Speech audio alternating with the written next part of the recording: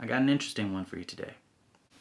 So, we're talking about this book today, The Myth of Mental Illness, and I bet even just by reading that title, you are already forming your opinions.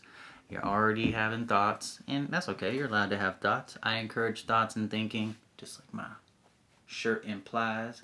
Love this shirt. Super comfortable. But I read this book. There was a book I read previously and did a review on called The Coddling of the American Mind, and it made a reference to this book. And I'd heard about it before, but I was really interested in that book. I liked that book a lot, and I think it had some good points. So if you want to check out that review, go back on my page and look for it. I'll probably put a link somewhere. But it got me more interested in this book, so I picked it up. I started reading it, and I gotta tell you, this book it challenged me a lot.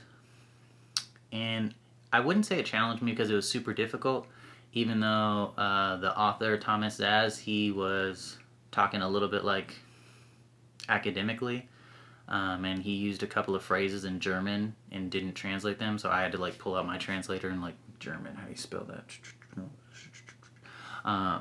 So that was kind of tedious, but it was challenging because the ideas in the book, I think, are not the normal ideas, at least in the United States.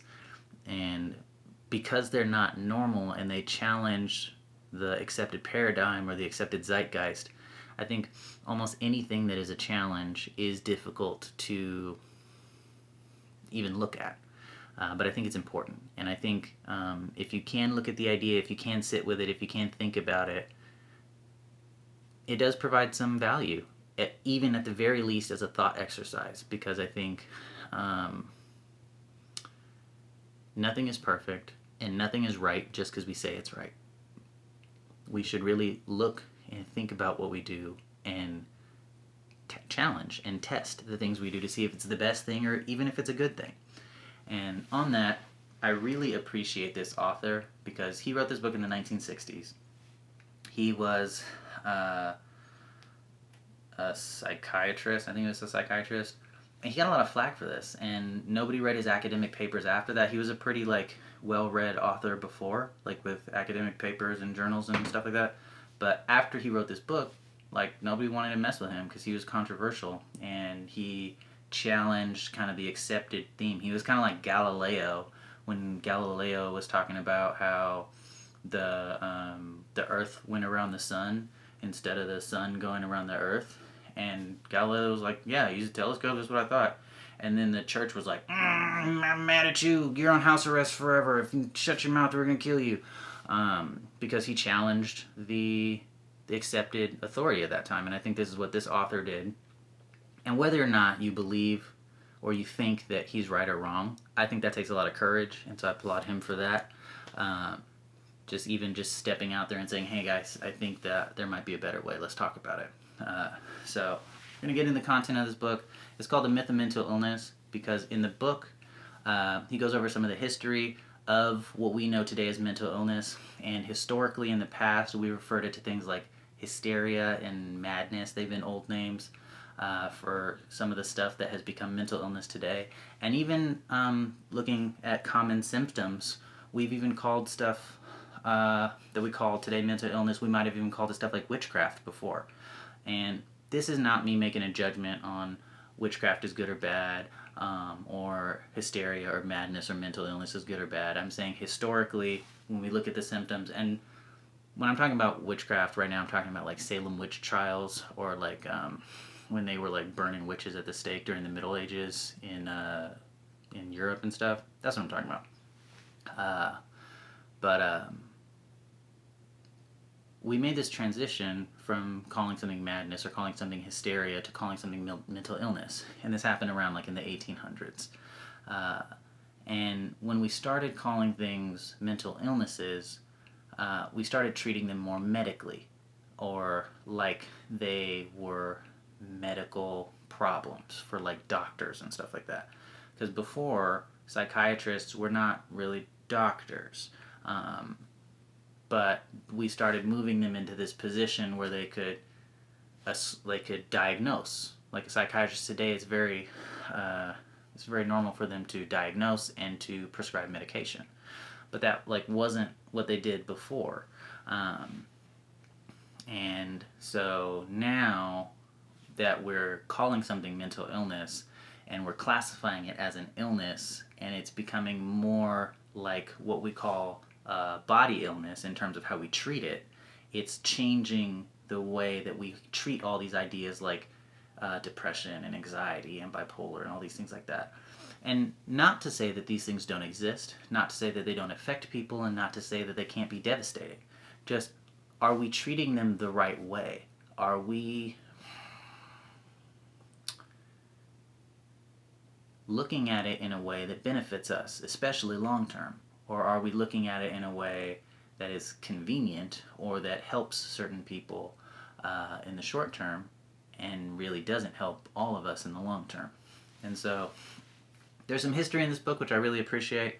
Looking at the history of things, I think, is always great, and it gives you deeper insight into what's going on and the motives behind how things developed a certain way.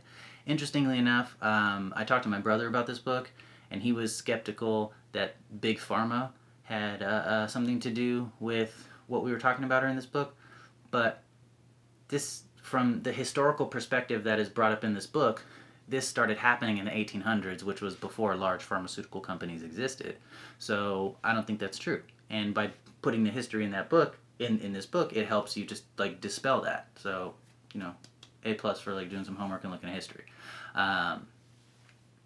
But the way that this is outlined, I think it's talking about the author, Thomas Szasz, being like an academic and saying, like, when you call something this, it tends to help you treat it that way. Like, if I call someone a murderer, then I treat them a different way than if I call them a humanitarian. It's like you classify something a certain way, and that helps you deal with it a certain way.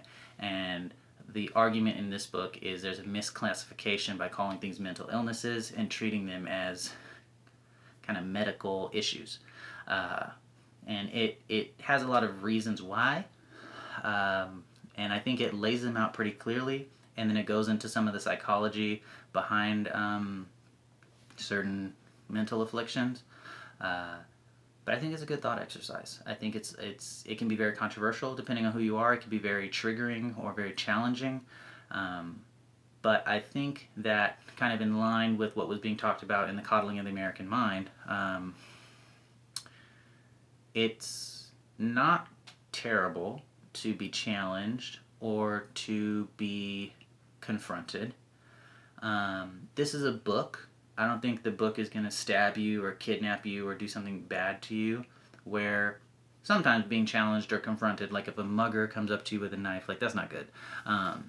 But in terms of your mind and ideas, I think it's good to stretch yourself and to grow. And that's how we get better. That's how we learn about other people who think differently than us. That's how we're able to have conversations, and that's how we're able to live together without fighting all the time.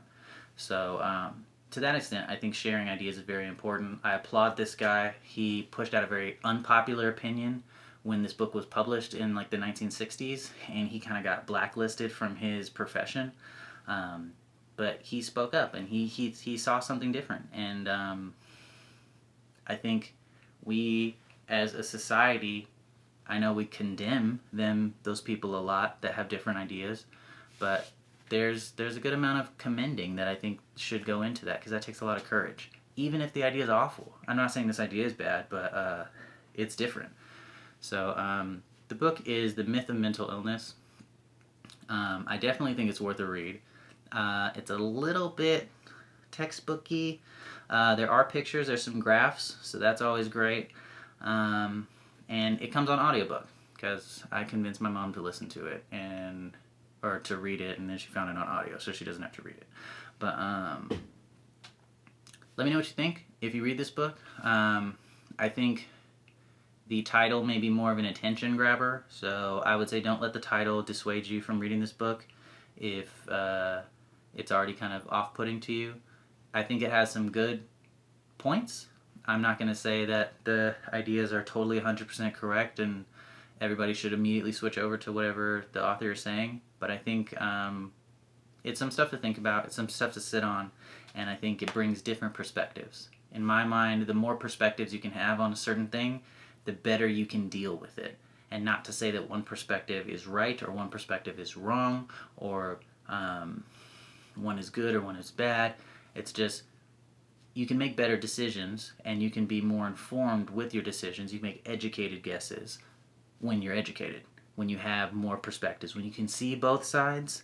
It may be a little more difficult to deal with it. It may be a little more time and effort to think about it, but at the end of the day, you can be more confident in your decisions, and we most likely can end up in a better place. So, the book is The Myth of Mental Illness by Thomas Szasz on my Kindle right here, and I hope you read it. If you have stuff you want to say, comment, and we can talk about it. But yeah, I recommend this book, and I hope that whatever you're reading, you're having a good time, and I'll see you guys later.